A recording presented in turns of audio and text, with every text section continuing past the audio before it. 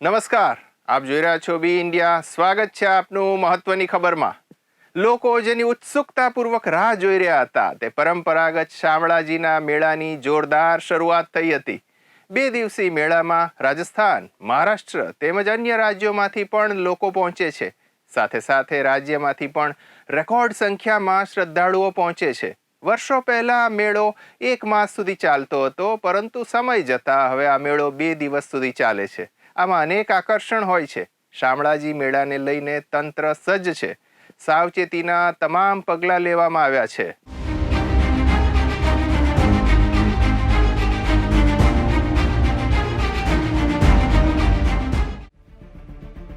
ગુજરાતમાં તરણેતર સહિતના ભાતીગળ મેળાઓનું જે રીતે ખાસ મહત્વ રહેલું છે, તેવી જ રીતે શામળાજીના મેળાનું પણ ખાસ મહત્વ રહેલું છે.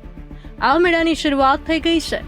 વર્ષો પહેલા સળંગ 1 માસ સુધી આ મેળો ચાલતો હતો, જો કે હવે તે 2 દિવસ સુધી ચાલે છે. પહેલા આ મેળો વસ્તુ વિનિમયનું કેન્દ્ર હતો, ત્યારે સમય જતા આ મેળો હાલ માત્ર 2 દિવસનો થઈ ગયો છે. દર વર્ષે કારતક સુદ 14 અને પૂર્ણિમા એમ 2 દિવસ ભરાતા મેળામાં સમગ્ર રાજ્ય સહિત પાડોશી રાજ્ય રાજસ્થાન અને મહારાષ્ટ્રના અંતરિયાળ ગામડાઓમાંથી મોટી સંખ્યામાં લોકો પહોંચે છે. મેળાના બીજા પૂર્ણિમાના દિવસે યાત્રાધામ ખાતે 1 લાખથી વધુ સંખ્યામાં ભક્તો ઉમટ્યા હતા. આ મેળામાં આવતા ભક્તો માટે મેશ્વો ડેમની તળેટીમાં આવેલા નાગધરા કુંડમાં સ્નાન કરવાનું અનેરું મહત્વ રહેલું છે. સવારમાં હજારો ભક્તોએ વહેલી સવારે નાગધરા કુંડમાં આસ્થાની ડૂબકી લગાવી સ્નાન કર્યું હતું અને ત્યારબાદ ભગવાન શામળિયાના દર્શન કરી પોતાની માનતા પૂરી કરી હતી. કાર્તિક સુદ પૂનમના દિવસે અમે અહીંયા અમારા શાળાથી સુવેરા શૈલેષભાઈ કમલેશભાઈનું અસ્થિ વિસર્જન કરવા માટે આવ્યા છીએ. અહીં નાગધરા, આ જગ્યા શામળાજીની પ્રસિદ્ધ નાગધરાની જગ્યા છે. ત્યાં આગળ અમારે આદિવાસી સંસ્કૃતિના નિયમ અનુસાર અમારે પૂર્વજો જે રીતે અહીંયા અસ્થિ વિસર્જન કરી અને નાગધરાના કુંડમાં સ્નાન કરી અને જે અમારા જે પિતૃઓને મોક્ષ, જે એના માટે પિતૃઓને મોક્ષ મળે છે અને પુણ્ય મળે છે, એના માટે અહીં સ્નાન કરવા માટે અમારા આદિવાસી તમામ સમાજના લોકો અહીં આવતા હોય છે અને પુણ્ય મેળવતા હોઈએ છીએ. કાર્તિક મેળાનો મહિમા અને મોટા પૂનમનો છે. અરવલ્લી જિલ્લામાં આવેલું શામળાજી ગામ કારતક સુદ પૂનમના નાગધરાના કિનારા પર દૂરથી સ્નાન કરવા માટે આવે છે. બિહાર, MP, અરવલ્લી જિલ્લાના સાબરકાંઠા, પંચમહાલ ડિસ્ટ્રિક્ટના યાત્રાળુઓ અહીંયા સ્નાન કરવાના આ કુંડની અંદર સ્નાન કરી પિતૃઓની પૂજા કરાવે છે. અસ્થિ વિસર્જન, પિંડદાનની વિધિ કરાવે છે.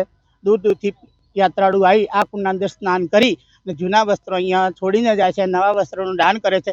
ભગવાન શામળિયા શ્રીના દર્શન કરીને પોતાના વતન બાજુ જાય છે. નાગધરા કુંડમાં નાહવાથી એમની હરેક મનોકામના પૂર્ણ થાય છે. અસ્થિ વિસર્જન થાય અને પિતૃઓની મોક્ષ ગતિ મળે છે. સાબરકાંઠા અને અરાવલી જિલ્લાનું પવિત્ર તીર્થયાત્રાધામ શામળાજી વિષ્ણુ ભગવાન દેવ ગદાધરના કાર્તિક સુધી 11ના દિવસથી કાર્તિક સુધી પૂર્ણિમા દેવ દિવાળી સુધી ભવ્ય સુંદર ધાર્મિક મેળાનું આયોજનનો ઉત્સવ ઉજવાઈ રહ્યો છે. લાખોની સંખ્યાની મેદનીની અંદર ભક્તજનોનું ઘોડાપૂર જ્યારે ઉમટ્યું છે, ત્યારે ભક્તોની શ્રદ્ધા, આત્મવિશ્વાસ અને ભક્તિ સાથે શામળિયો કાર્યો ઠાકોર સર્વની મનોકામનાઓને પરિપૂર્ણ કરે છે. જે ભક્ત જે પોતાની આશા લઈને આવે છે એને કાર્યો ઠાકોર હંમેશા તે જ ક્ષણે આશા પૂર્ણ કરે છે. કાર્તિક સુધી એકાદશીના શુભ દિવસે તુલસી વિવાહના સુંદર આયોજનથી આપણો આ મેળાનો પ્રારંભ થઈ રહ્યો છે. ત્યારે અત્યાર સુધીમાં 2.5 લાખ જેવા યાત્રાળુઓએ ખૂબ સુંદર મજાના દર્શનનો લાભ લીધો છે અને આજે પણ 2 લાખ જેવા યાત્રાળુઓ દેવ દિવાળીના શુભ દિવસે આવે એવી સંભાવના છે. સુંદર મજાના અરવલ્લીના પહાડની અંદર, ડુંગરની અંદર જ્યારે શામળિયો બિરાજમાન હોય ત્યારે ભક્તોને કેટલો આનંદ થાય એની સીમા, એનું વર્ણન કરવું ખરેખર અશક્ય છે.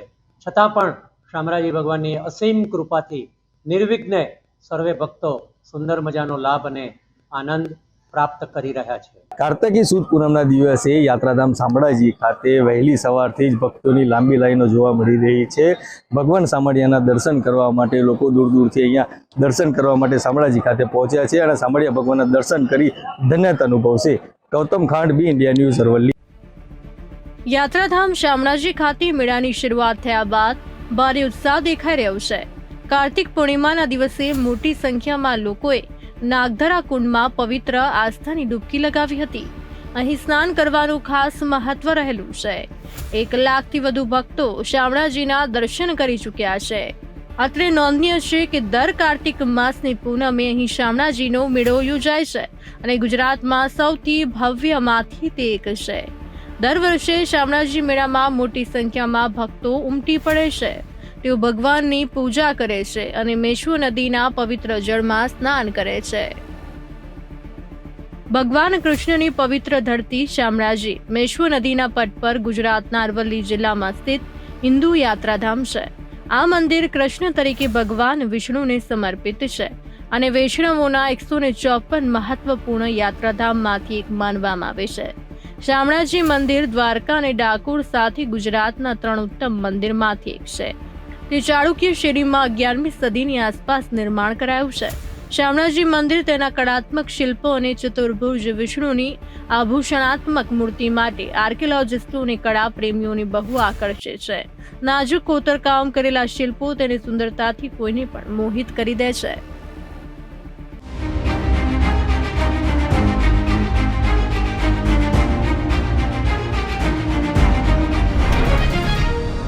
મહત્વની ખબરમાં વાત કરીએ તો દિલ્હી સહિત દેશના અનેક ભાગોમાં વાયુ પ્રદૂષણના કારણે કટોકટી જેવી સ્થિતિ સર્જાઈ રહી છે.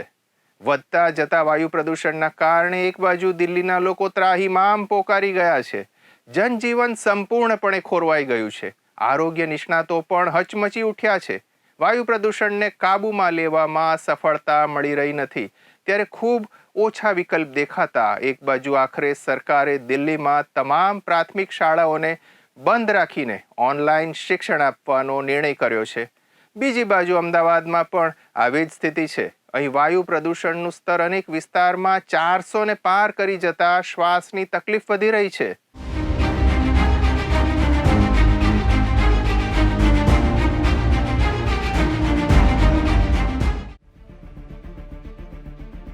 દિલ્હીમાં પ્રદૂષણને કારણે સ્થિતિ દિન પ્રતિદિન વણસી રહી છે. તેને જોતા દિલ્હીની તમામ પ્રાથમિક શાળાઓમાં હવે ઓનલાઈન શિક્ષણ આપવામાં આવશે. વધતા પ્રદૂષણને કારણે મુખ્યમંત્રી આતિશીએ આદેશ આપ્યો છે. આગામી આદેશ સુધી દિલ્હીની તમામ પ્રાથમિક શાળાઓમાં માત્ર ઓનલાઈન ભણાવવામાં આવશે. રાષ્ટ્રીય રાજધાની નવી દિલ્હીમાં ગુરુવારે સવારે સરેરાશ AQI 430 નોંધાયો હતો, જે ગંભીર શ્રેણીમાં આવે છે. જ્યારે બુધવારે સરેરાશ AQI 349 નોંધાયો હતો. પ્રદૂષણ ચિંતાજનક સ્તરે પહોંચતા CAQMએ ગુરુવારે દિલ્હી નેશનલ કેપિટલ રિજનમાં GRAP ફેઝ 3 હેઠળ નિયંત્રણો લાદ્યા છે. રાષ્ટ્રીય રાજધાનીમાં હવાની ગુણવત્તા ગુરુવારે સતત બીજા દિવસે ગંભીર કેટેગરીમાં રહી હતી, જેને કારણે સત્તાવાળાઓએ પ્રદૂષણ વિરોધી કડક પગલાં લાદવાનું સૂચન કર્યું હતું.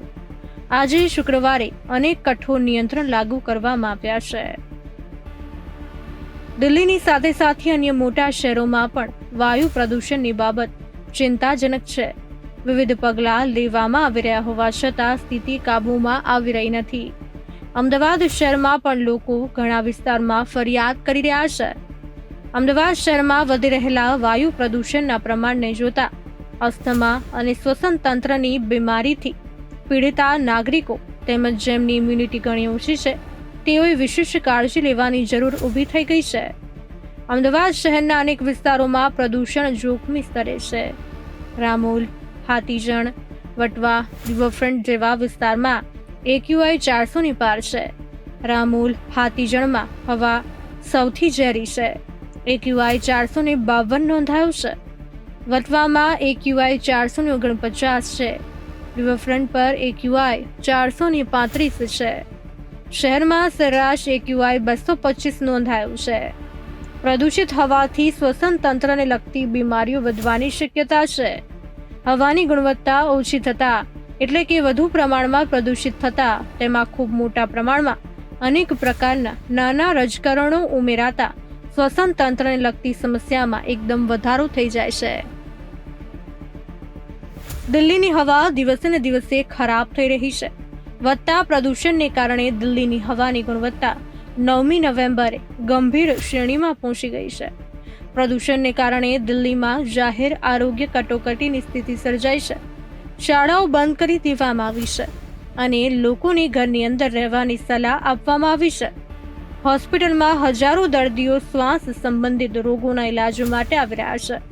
આ બધું વિશ્વની સૌથી પ્રદૂષિત આબોહવા ધરાવતા વિસ્તારો પૈકી એકમાં શ્વાસ લેવાને કારણે થઈ રહ્યું છે. અહીં રહેતા કરોડો લોકો દિલ્હીને ગેસ ચેમ્બર તરીકે ઓળખવામાં આવે છે. આવી સ્થિતિ ઉત્તર ભારતના આ એકમાત્ર શહેરની જ નથી. વિશ્વના 5 સૌથી પ્રદૂષિત શહેરો ગુરુગ્રામ, ગાઝિયાબાદ, ફરીદાબાદ, બિવાડી અને નોઈડા દિલ્હીના 80 કિલોમીટરના ઘેરાવમાં છે. હવાની ગુણવત્તાના સંદર્ભમાં આ 80 કિલોમીટરના ઘેરાવની હવા સૌથી ખરાબ છે. પર્યાવરણીય સંસ્થા ગ્રીન પીસે 2018માં ભારતીય શહેરોમાં પ્રદૂષણની સ્થિતિ પર એક અભ્યાસ હાથ ધર્યો હતો. આ મુજબ તે સમયે વિશ્વના 30 સૌથી પ્રદૂષિત શહેરોમાંથી 22 ભારતના હતા. હવામાં ઓગળેલા સૂક્ષ્મ ઝેરી કણોને પાર્ટિક્યુલેટ મેટર 2.5 કહેવામાં આવે છે. આ સૂક્ષ્મ કણો ધુમાડામાં સામેલ કાર્બન કણો અથવા ધૂળના કણો અથવા આ બંનેનું મિશ્રણ હોઈ શકે છે. WHOના અંદાજ મુજબ સમગ્ર વિશ્વમાં લગભગ 70 લાખ લોકો દિલ્હીમાં છે. તેવી ધુમ્મસ જેવી સ્થિતિને કારણે અકાળે મૃત્યુ પામે છે.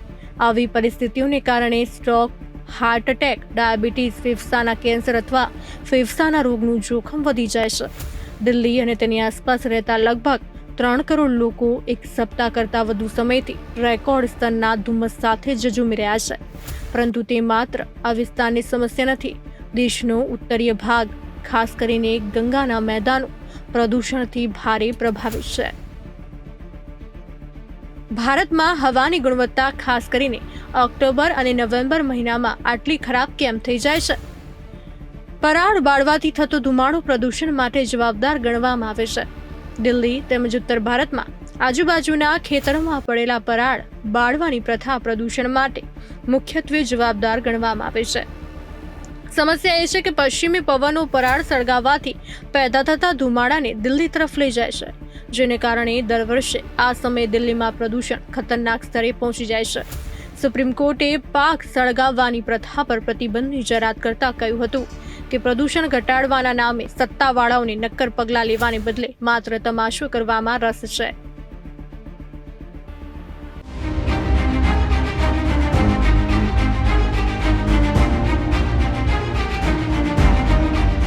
મહત્વની ખબરમાં જોઈએ તો મહારાષ્ટ્રમાં વિધાનસભાની ચૂંટણી આડે ગણતરીના દિવસો રહ્યા છે, ત્યારે ઝંઝાવાતી પ્રચારના દોર વચ્ચે મોટા અને ટોપના નેતાઓની બેગની ચકાસણી અને અન્ય રીતે તપાસ જે રીતે કરવામાં આવી રહી છે તેના કારણે ભારે ચર્ચા છે. ચૂંટણી પંચના અધિકારીઓ દ્વારા મોટા નેતાઓની બેગની ચકાસણી જારી રાખી છે. આ ક્રમમાં આગળ વધીને હવે ચૂંટણી પંચના અધિકારીઓએ કેન્દ્રીય ગૃહમંત્રી અમિત શાહની પણ બેગની ચકાસણી કરી છે. આ પહેલા ચૂંટણી પંચે મહારાષ્ટ્રમાં ઉદ્ધવ ઠાકરે, એકનાથ શિંદે, અજિત પવાર, દેવેન્દ્ર ફડણવીસ, નીતિન ગડકરીની પણ બેગની ચકાસણી કરી છે. હેલિકોપ્ટરની તપાસ કરી છે. સૌથી પહેલા ઉદ્ધવ ઠાકરેની બેગ ચેક કરવામાં આવ્યા બાદ હોબાળો થયો હતો.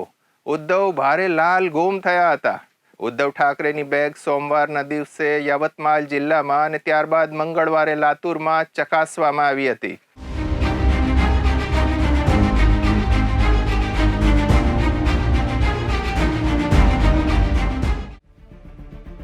મહારાષ્ટ્રમાં 20 નવેમ્બરના રોજ વિધાનસભાની ચૂંટણી યોજાવાની છે, ત્યારે તે પહેલા રાજનેતાઓ ચૂંટણી પ્રચારમાં વ્યસ્ત જોવા મળી રહ્યા છે. એવી સ્થિતિમાં મહારાષ્ટ્રના ભૂતપૂર્વ મુખ્યમંત્રી અને શિવસેનાના વડા ઉદ્ધવ ઠાકરે વિધાનસભાની ચૂંટણી રેલી દરમિયાન ગુસ્સે જોવા મળ્યા છે. તેમણે કહ્યું છે કે જ્યારે તેમની બેગની તપાસ કરવામાં આવી છે ત્યારે શું વડાપ્રધાન નરેન્દ્ર મોદી અને ગૃહમંત્રી અમિત શાહની બેગની પણ તપાસ થશે? આ નિવેદન તેમની બેગની તપાસને લઈને ભારે ચર્ચામાં છે. જોકે તેમના નિવેદન બાદ હવે અમિત શાહની બેગની પણ તપાસ કરવામાં આવી છે, જેના કારણે ઉદ્ધવ ઠાકરેને તેમનો જવાબ મળી ગયો છે. ચૂંટણી પહેલા રાજકીય પક્ષો એકબીજાને પછડાટ આપવા માટે રણનીતિ બનાવી રહ્યા છે. ઉદ્ધવ ઠાકરે સોમવારે આ ઘટનાની વિગતો આપતા જણાવ્યું હતું કે 20 નવેમ્બરના મહારાષ્ટ્ર વિધાનસભા ચૂંટણીના પ્રચાર માટે જ્યારે તેઓ યવતમાલના વાનીમાં પહોંચ્યા ત્યારે તેમની બેગની કર્મચારીઓએ તપાસ કરી હતી. આ સમયે તેઓ શિવસેનાના ઉમેદવાર સંજય દેવગનના સમર્થનમાં જાહેર સભાને સંબોધિત કરી રહ્યા હતા. ઠાકરે કહ્યું કે આ સમયે ઘણા સરકારી અધિકારીઓએ તેમની બેગની તપાસી, જેને લઈને તેઓ ગુસ્સે થઈ ગયા હતા. ઉદ્ધવ ઠાકરેએ પણ જણાવ્યું કે શું પીએમ મોદી અને અન્ય વરિષ્ઠ નેતાઓના સામાનની પણ તપાસ કરવામાં આવશે. ઠાકરે યવતમાલના વાનીમાં શિવસેના ઉમેદવાર સંજય ડેરકરના સમર્થનમાં આયોજિત જાહેર સભાને સંબોધિત કરતી વખતે આ કથિત ઘટના વિશે માહિતી આપી હતી. શિવસેના પ્રમુખે કહ્યું કે જ્યારે તેઓ હેલિકોપ્ટર દ્વારા વાણી પહોંચ્યા તો ઘણા સરકારી અધિકારીઓએ તેમની બેગ તપાસી હતી. તેમણે પક્ષના કાર્યકરો અને મતદારોને અધિકારીઓના ખિસ્સા અને ઓળખપત્રની તપાસ કરવા પણ કહ્યું હતું. ઠાકરે કહ્યું કે તેઓ ચૂંટણી અધિકારીઓથી નારાજ નથી. જોકે તેમણે કહ્યું કે તમે તમારી જવાબદારી નિભાવી રહ્યા છો અને હું મારી જવાબદારી નિભાવીશ. चुनाव इलेक्शन कमीशन जो है वो अपना काम करते रहते, लेकिन महाराष्ट्र हो, झारखंड हो, पहले हरियाणा था, जम्मू कश्मीर, आप हमारे सामान का, हमारे हेलीकॉप्टर्स, हमारे प्राइवेट जेट, हमारी कार, सबकी जांच करते हो, हमारे घर तक पहुंचते हो. हमको कोई तकलीफ नहीं है. अगर आप ये काम निष्पक्ष तरीके से करते हो तो हमें कोई तकलीफ नहीं. लेकिन महाराष्ट्र के चुनाव क्षेत्र में जहां एकनाथ शिंदे, बीजेपी, अजीत पवार चुनाव लड़ रहे, वहां 25-25 करोड़ पहुंच गए हैं. आपको मालूम है, मैंने पहले भी बताया था. हमने वीडियो भी दिखाए थे लोकसभा के चुनाव में, कैसे 20-20 बैग हेलीकॉप्टर से उतर रही है. क्या किया? आप हमारा सामान चेक करिए. लेकिन क्या आप एकनाथ शिंदे, देवेंद्र फडणवीस, अजित पवार, नरेंद्र मोदी, अमित शाह जी, उनके हेलीकॉप्टर्स, उनके कारों का काफिला रुक कर आप उनकी जांच करते हैं क्या? उसमें अंदर क्या है? चड्डी बनियन है क्या? सिर्फ क्या है? ઉદ્ધવ ઠાકરે સવાલ ઉઠાવ્યા બાદથી મુખ્યમંત્રી એકનાથ શિંદે અને નાયબ મુખ્યમંત્રી અજીત પવાર અને દેવેન્દ્ર ફડણવીસના બેગની તપાસ પણ કરવામાં આવી છે. ઠાકરે કહ્યું કે લોકશાહીમાં કોઈ મોટું કે નાનું નથી હોતું. તેમણે કહ્યું કે જો ચૂંટણી અધિકારીઓ તેમની બેગ તપાસશે નહીં તો શિવસેના અને વિપક્ષના એમવીએ કાર્યકરો તેમની તપાસ કરશે.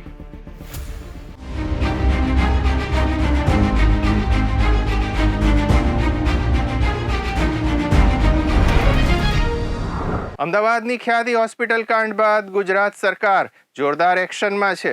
આ પ્રકારની શરમજનક અને ચિંતા ઉપજાવે તેવી ઘટનાઓને રોકવા માટે એક પછી એક નિર્ણય કરી રહી છે. આ ક્રમની અંદર આગળ વધીને ગુજરાત સરકારે નિર્ણય લીધો છે કે પ્રધાનમંત્રી જન આરોગ્ય યોજના સંલગ્ન હોસ્પિટલો હવેથી રાજ્યમાં મેડિકલ કેમ્પ યોજી શકશે નહીં.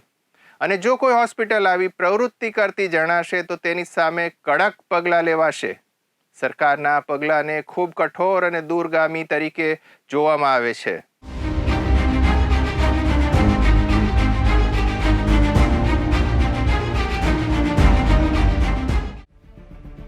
ગુજરાત સરકારે વધુ એક કઠોર નિર્ણય લીધો છે.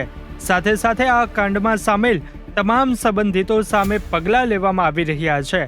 રાજ્યના આરોગ્ય વિભાગ હેઠળની તબીબી સેવાઓની શાખાએ જાહેર કરેલા પત્ર અનુસાર આવા કોઈ મેડિકલ કેમ્પને સરકાર દ્વારા પ્રોત્સાહન અપાતું નથી અને તેમને આવા કેમ્પ યોજવાના રહેતા નથી.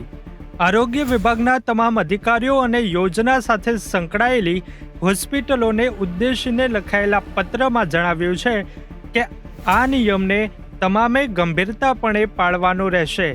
રાજ્યના આરોગ્ય વિભાગના ધ્યાને આવ્યું છે કે આ યોજના સાથે સંકળાયેલી કેટલીક હોસ્પિટલો દર્દીઓને શોધવા અને તેમના પર ઓપરેશન કરી યોજના હેઠળ સરકાર પાસેથી પૈસા પાડવાના આશયથી આવા મેડિકલ કેમ્પ યોજે છે અને ગરીબ દર્દીઓને શિકાર બનાવે છે.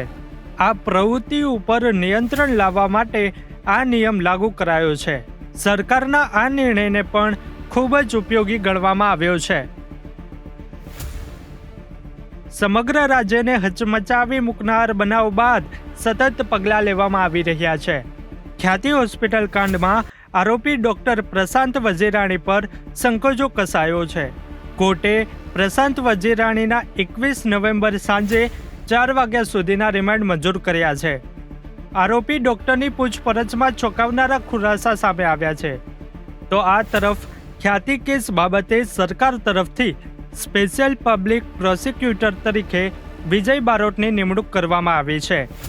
પોલીસની પ્રાથમિક તપાસમાં ઝડપાયેલા ડોક્ટર પ્રશાંતને હોસ્પિટલમાં વિઝિટિંગ ડોક્ટર તરીકે એક એન્જિયોગ્રાફી દીઠ 800 રૂપિયા અને એન્જિયોપ્લાસ્ટી દીઠ 1500 રૂપિયા તરીકે મળતા હતા. તો આ તરફ ખ્યાતિ મલ્ટી સ્પેશિયાલિટી હોસ્પિટલમાં PMJAY યોજના અંતર્ગત 2021થી કરેલ ઓપરેશનની વિગતો પણ હવે પોલીસ તપાસ કરશે. તપાસનીશ અધિકારીઓએ રિમાન્ડ અરજીમાં કહ્યું કે આરોપીએ ડિરેક્ટરો સાથે મળી ખોટી રીતે એન્જિયોગ્રાફી અને એન્જિયોપ્લાસ્ટી કરી મોટા પાયે નાણાકીય લાભ મેળવ્યા છે. તેમણે બેંક એકાઉન્ટની વિગતો મેળવવાની છે. નિર્દોષોનો ભોગ લેનાર ખ્યાતિ હોસ્પિટલ કાંડના સંચાલન કાર્તિક પટેલ વિરુદ્ધ રેડ કોર્નર નોટિસની શક્યતા છે. કાર્તિક પટેલ 21 નવેમ્બરે પરત નહીં આવે તો રેકોર્ડ કોર્નર નોટિસ જાહેર કરવામાં આવી શકે છે. કાર્તિક પટેલની ધરપકડ કરવામાં તપાસ અધિકારી મંજૂરી માંગશે. CEO ચિરાગ રાજપૂત સહિત 3 ફરાર છે. તેમની સામે પણ તપાસ ચાલી રહી છે.